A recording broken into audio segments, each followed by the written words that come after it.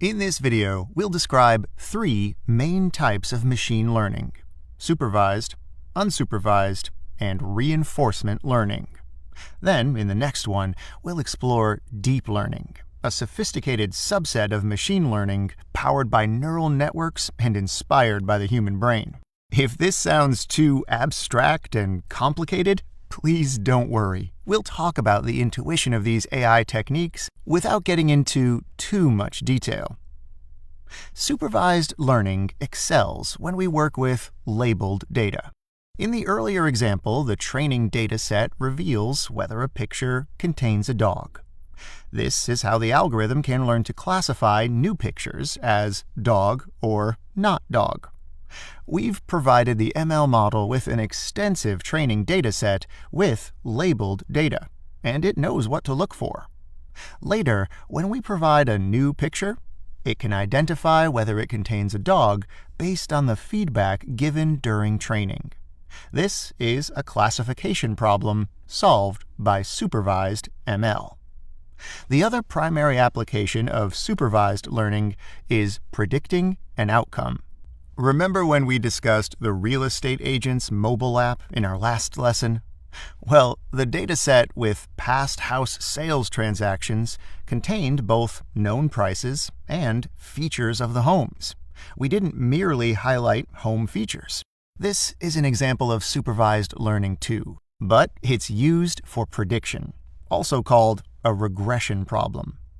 When a user inputs the characteristics of a new home into the app predicts the new home's price based on its features and historical information for similar homes.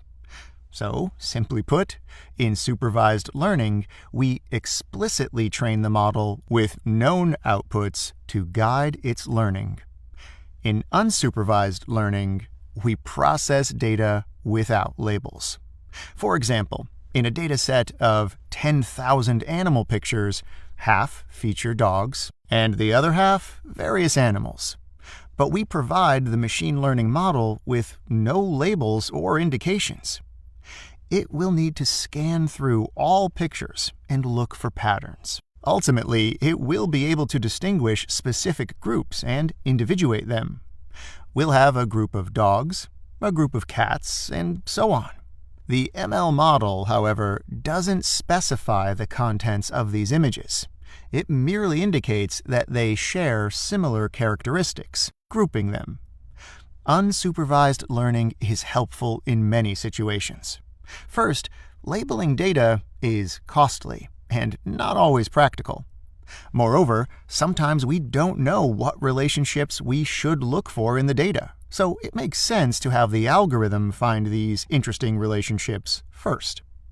In this way, a supermarket chain could find clusters of target customers with different behaviors, or a real estate agent could use an unsupervised model to determine which types of properties are sold most often.